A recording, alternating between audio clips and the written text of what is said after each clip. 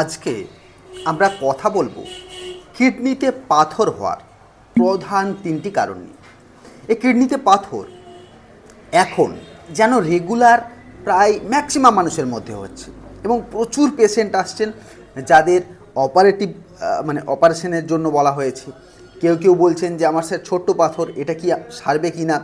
এখন ঘটনা হচ্ছে একজন চিকিৎসকের দৃষ্টিতে এই কিডনির পাথরটা কিভাবে হয়, এর মেন কজগুলো এবং সিমটমসগুলো কী হয় সেগুলো নিয়ে কথা বলবো।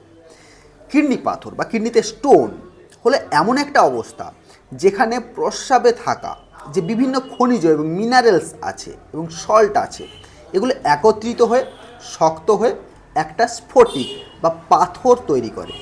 এটি ছোট ছোট দানার মতো হতে পারে, আবার বড় আকারের একটা তীব্র ব্যথা সম্পন্ন এবং জটিলতা সম্পন্ন তৈরি করতেও কিন্তু এটা হেল্প করে যদি এটা বড় হয়ে যায়।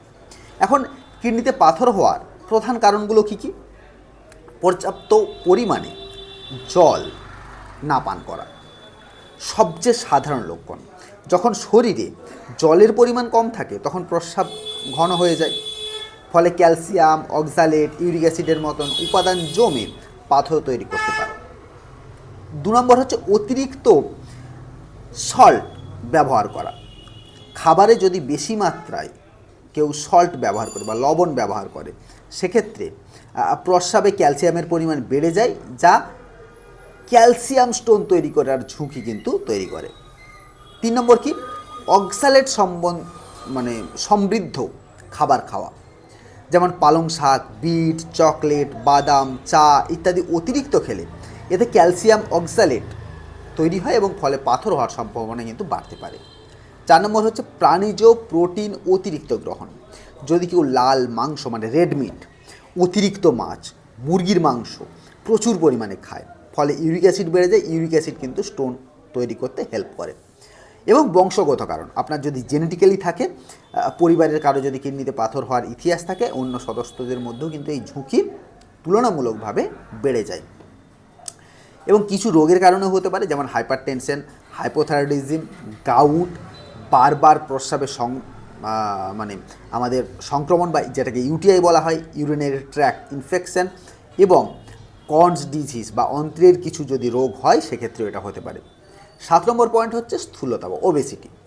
অতিরিক্ত ওজন ও মেটাবলিক সিনড্রোম কিডনিতে পাথরের কিন্তু ঝুঁকি বাড়ায়।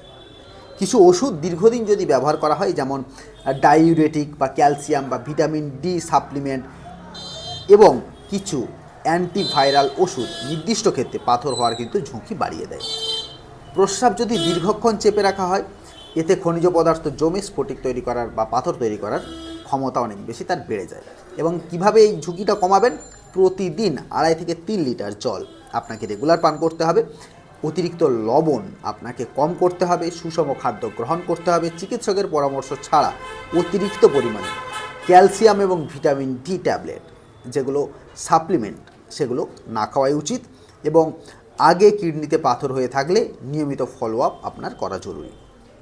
এবং এই কিভাবে বুঝবেন যে আপনার কিডনিতে পাথর হয়েছে? দেখবেন কোমরে তীব্র হঠাৎ করে একটা ব্যথা হচ্ছে, প্রস্রাবে রক্ত বেরোচ্ছে, প্রস্রাবে জ্বালা পড়া, বারবার বমি জ্বরের সাথে, এগুলোর যে কোনো একটা হতে পারে।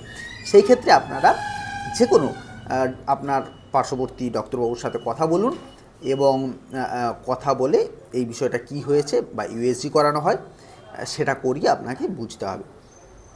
এবং মনে রাখবেন যে জল যদি না পর্যাপ্ত পরিমাণে খান তাহলে কিন্তু এই ঘটনা ঘটতে পারে। তাই জল পর্যাপ্ত পরিমাণে খাওয়াটা ভীষণভাবে জরুরি। আর যদি আপনারা আমাদের কাছ থেকে কনসালটেশন নিতে চান, উপরে যে নাম্বারটা দেওয়া আছে এই নাম্বারে যোগাযোগ করলে আপনারা করতে পারবেন। তো চলুন, আর আশা করছি আপনাদের এই ভিডিওগুলো উপকারে লাগছে। আর যদি উপকারে লাগে, আপনার পরিবারের আরও কিছু মানুষ যাতে উপকৃত হতে পারেন তার জন্য আপনারা এগুলোকে শেয়ার করতে পারেন এবং একটা লাইক দিয়ে আমাদের উৎসাহকে আরও বেশি বাড়াতে পারেন, আমাদের টিমের উৎসাহকে আপনারা বাড়াতে পারেন। চলুন, থ্যাংক ইউ, বাই বাই।